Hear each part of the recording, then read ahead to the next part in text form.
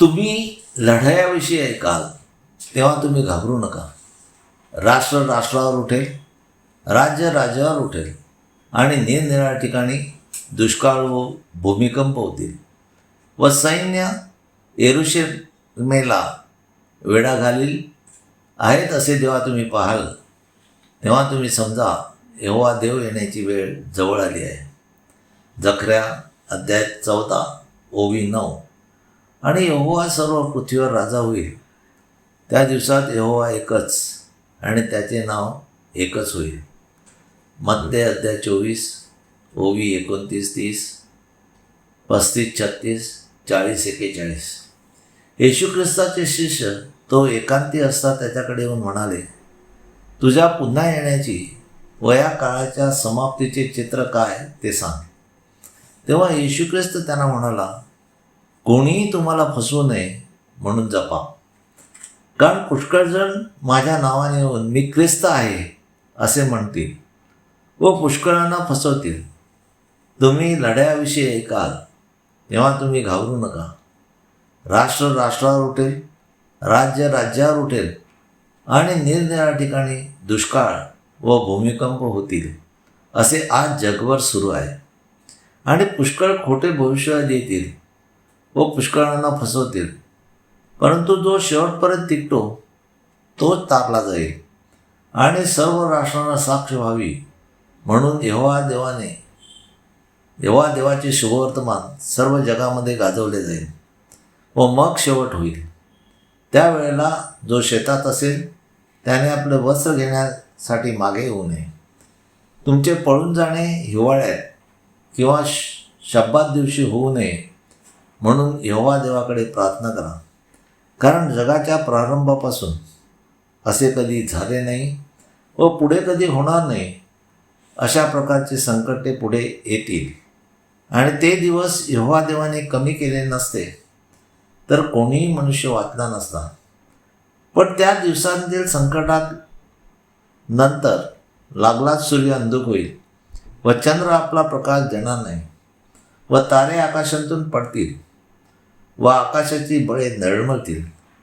त्या मनुष्याच्या पुत्राचे चिन्ह आकाशामध्ये प्रकट होईल. तेव्हा पृथ्वीतले सर्व वंश ऊर बळवून घेतील, कारण त्यांनी यहोवा देवाची ओळख करून घेतली नाही आणि मनुष्याच्या पुत्राला आकाशाच्या ढगावर सामर्थ्याने व मोठ्या वैभवाने येताना पाहतील. येशू ख्रिस्त म्हणतो, आकाश व पृथ्वी नाहीशी होतील पण माझी वचने यहोवा देवाने दिलेली आहेत ती नाहीशी होणार नाही. पण त्या दिवसाविषयी व त्या घटकेविषयी कोणालाही ठाऊक नाही, आकाशातील दूतांनाही नाही व मलाही नाही असे येशू ख्रिस्त म्हणतो. तर फक्त यहोवा देव बापालाच ठाऊक आहे. त्यावेळेला शेतात दोघे असतील त्यातला एक घेतला जाईल व एक ठेवला जाईल. जात्यावर दोघी जळत असतील तर एक घेतली जाईल व एक ठेवली जाईल. म्हणजेच 50% लोक मृत्यू पावतील. मग बाकी राहिलेल्या 50 पैकी आपण जिवंत राहण्यासाठी यहोवा देवाला दिलेल्या आज्ञा व नियम पाळूया. लूक अध्याय 21 ओवी 7-8, 11-12, 17-18 व 20-21. येशू ख्रिस्त म्हणतो, माझ्या नावाने पुष्कळ येऊन मी ख्रिस्त आहे असे म्हणतील. तुम्ही त्यांच्यावर विश्वास ठेवू नका, तो काळ जवळ आला असे सांगतील. तुम्ही त्यांच्या मागे जाऊ नका. लढाया व दंग्याविषयी तुम्ही ऐकाल तेव्हा घाबरू नका. अगोदर हे होणे अवश्य आहे, परंतु लागलीच शेवट होणार नाही. राष्ट्र राष्ट्रावर व राज्य राज्यावर उठेल. मोठमोठे भूमिकंप होतील. निरनिराळ्या ठिकाणी दुष्काळ व मर्या कंसात यहोवा करोना होतील आणि भयंकर उत्पात, ढगफुटी आणि ज्वालामुखी, मोठ्या आगी लागणे, उत्तराखंड व आकाशातून मोठे चिन्ह होतील. परंतु या सर्व गोष्टीच्या अगोदर ते आपले हात ख्रिस्ती लोकांवर टाकतील.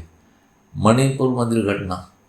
आणि ते तुमच्या पाठीस लागून येशू ख्रिस्ताच्या नावाकरिता राजे व अधिकारी यांच्यासमोर नेतील. त्यांना काय उत्तर द्यावे याचे विचार तुम्ही करू नका, तर तुम्ही काय बोलावे ते यहोवा देव त्यावेळेला तुम्हाला सुचवेल. तुम्हांतील कित्येकाला ते जीवे मारतील आणि माझ्या नावामुळे कित्येक लोक तुमचा द्वेष करतील, तर तुमच्या डोक्याचा केसही नाश पावणार नाही.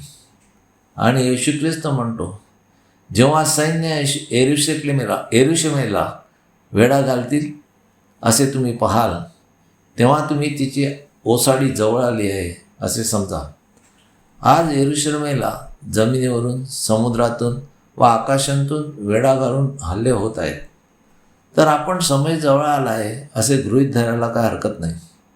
यावेळी आपण फक्त एकच यहोवा देवाकडे प्रार्थना विनंती करू शकतो की आम्ही तुझ्या 10 आज्ञा व नियम मोडून तुझ्या विरुद्ध महापापे केली आहेत, त्याबद्दल आम्हाला क्षमा मागूया व त्याने दिलेल्या आज्ञा व नियम पाळून यहोवा देवाला संतुष्ट करूया. येशू ख्रिस्ताने सांगितल्याप्रमाणे मला किंवा पवित्र आत्म्याला तो दिवस ठाऊक नाही, तर मग मनुष्य जातीला तो कसा ठाऊक असणार? आज ज्या घटना घडतात त्यावरून येशू ख्रिस्ताचे व यहोवा देवाचे पुन्हा येण्याचे दिवस जवळ आले आहेत असे मानण्यास काही हरकत नाही. हालेलुया, आमेन. यहोवा देवाचा सेवक Anthony John Pereira builder. Praise God. Hallelujah.